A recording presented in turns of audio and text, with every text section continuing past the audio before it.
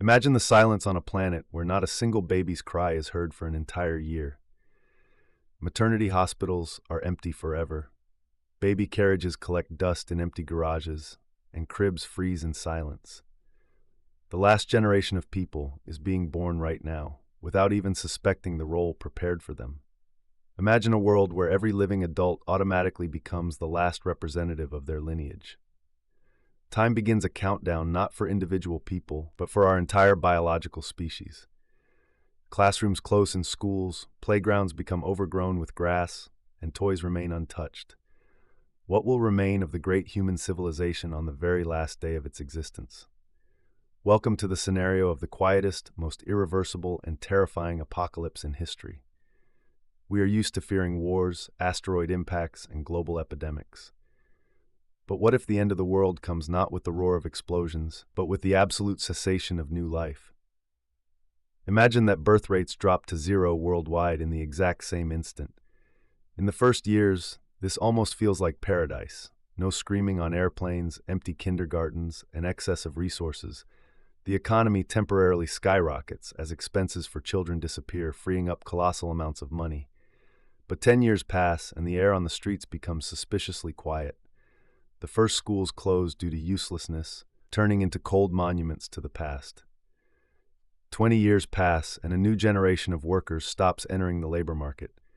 Pension funds crack at the seams because there are millions of elderly people, but only a handful of young people. Who will care for those who have grown old if there is no one to take their place? Hospitals begin to be repurposed from maternity wards into giant hospices. Silence becomes the main soundtrack of human existence. After 40 years, the average age of the planet's population exceeds 70 years. Cities turn into quiet abodes of gray-haired people living out their days. The very concept of future disappears, because planning anything beyond one's own lifespan no longer makes sense. Why build new houses if there will be no one to pass them on to as an inheritance? Why make scientific breakthroughs if no one will read the new textbooks? Technologies begin to degrade because there is no one to pass complex knowledge down to. Automated factories and power plants run on autopilot for some time, but sooner or later the fuel in the generators runs out and no one is left to give robots the command to repair. The lights in the windows of major megacities begin to go out one by one. Humanity slowly, step by step, plunges into deep twilight silence. After 60 years, only a handful of deeply elderly people remain on Earth. The last people wander through huge, empty, and menacingly quiet cities. The shelves in stores are full of food, but there is no one to sell or buy it. Wild animals gradually return to the streets of abandoned megacities. Wolves run along deserted central avenues, and birds nest in the offices of skyscrapers. Nature takes over with incredible, ruthless speed. Concrete cracks from the roots of trees breaking straight through the asphalt. Water floods underground subway tunnels, turning them into underground rivers. The day comes when the last person on Earth takes their final breath.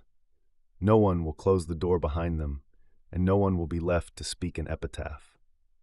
The planet frees itself from our presence so easily, as if we had never existed at all. Ironically, the Earth will breathe a sigh of relief when we disappear. But why has this scenario ceased to be pure science fiction? Look at birth rate statistics in developed countries right now. Almost the entire civilized world has already fallen below the replacement level of population reproduction. South Korea, Japan, and European countries are breaking anti-records for the number of newborns. People consciously choose careers, freedom, travel, and comfort instead of children. Having a child in the modern matrix has become too expensive and complicated of a project. We ourselves, with our own hands, are slowly pressing pause on our biological species. This is voluntary extinction to the accompaniment of individualism. It seems to us that we control the process while enjoying life for ourselves. But evolution does not forgive the rejection of its main law. Life is created to pass the baton further, through pain and time. If the baton is dropped to the ground, the race stops forever. Imagine how many generations of your ancestors fought for survival. They walked through ice ages, wars, famine, and epidemics so that you could be born. Millions of years of an unbroken chain of lives converge in you like a focal point. and breaking this chain means crossing out all their titanic struggle. We are the first people in history who can consciously cancel our own future. This is absolute freedom bordering on madness. What pushes entire civilizations toward this quiet rejection of life? Perhaps fear for the future of a world that we ourselves have made too unstable, or the loss of higher meaning, when material comfort replaces spiritual orientations. When a person has everything for entertainment, it becomes difficult for them to sacrifice themselves for another. A child is the absolute loss of personal comfort for the sake of eternity.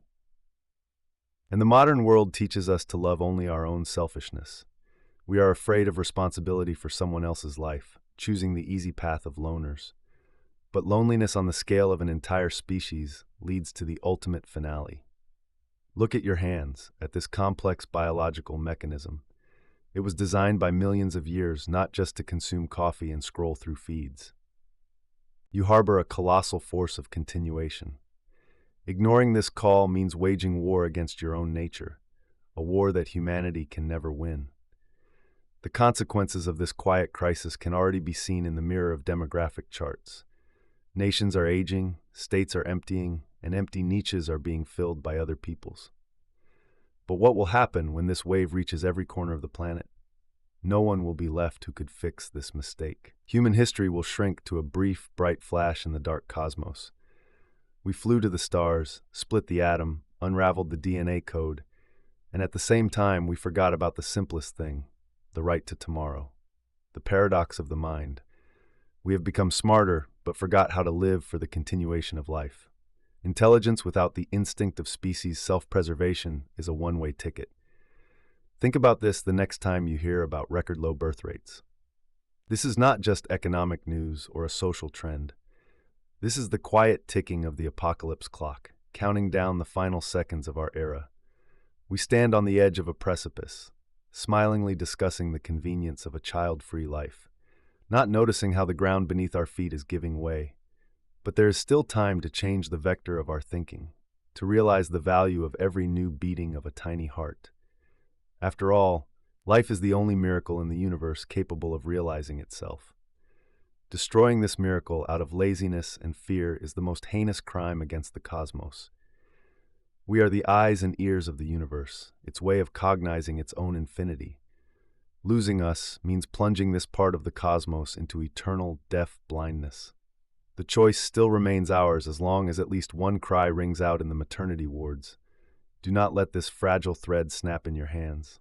We are the keepers of the relay of generations stretching into the infinity of eternity. Remember this when looking at the stars in the cold night sky. Our path is not yet finished unless we decide to cut it short ourselves. Stay alert, think for yourself, and protect what truly matters. Subscribe to the channel. There are still many topics ahead that will make your mind shudder. See you.